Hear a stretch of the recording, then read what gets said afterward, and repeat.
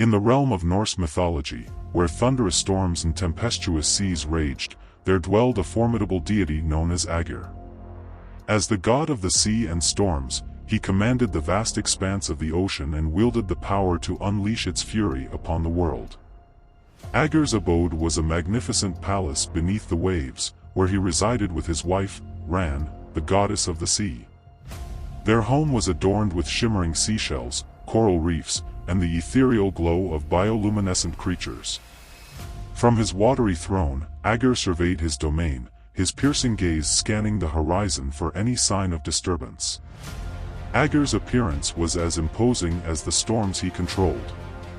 His towering frame was clad in seaweed-green robes, and his long, flowing beard resembled the frothy waves of the sea.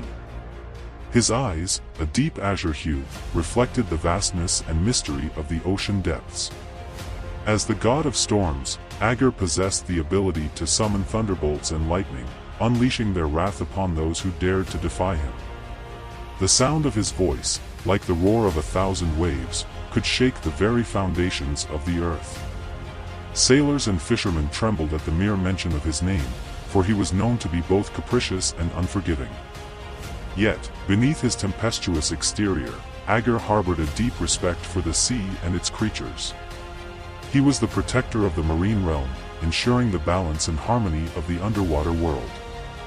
Fishermen would often make offerings to him, seeking his favor and protection during their perilous voyages. One fateful day, as Aegir surveyed his domain, he noticed a group of arrogant giants approaching his palace. Led by the formidable Thrym, they intended to challenge Aegir's authority over the sea. Aegir's anger surged like a tidal wave, and he summoned his most powerful storms to confront the intruders. The battle that ensued was legendary.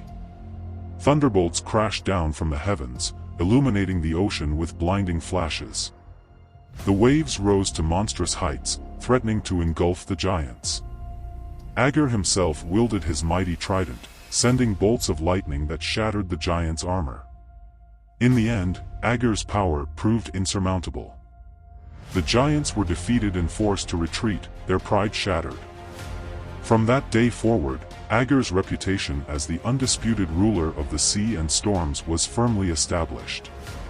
However, Aegir's wrath was not always directed towards those who challenged him. He also had a compassionate side, offering shelter and protection to those who were lost or in distress.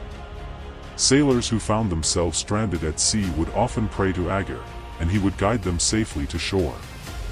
One such sailor was a young man named Eric.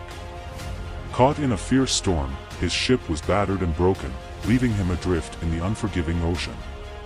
As darkness descended, Eric's hope began to dwindle. But then, in the distance, he spotted a faint light.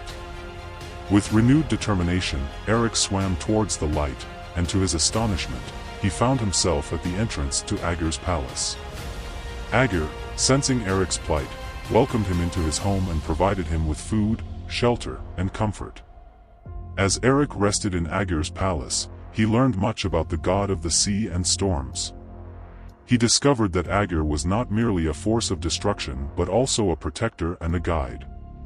Eric's heart filled with gratitude for Aegir's kindness, and he vowed to honor the god for the rest of his days. When the storm had passed, Aegir escorted Eric back to the surface and bid him farewell. As Eric sailed away, he carried with him the memory of Aegir's power and compassion. And so, the legend of Aegir, the Norse god of the sea and storms, was passed down through generations, a testament to the duality of nature and the enduring power of the ocean.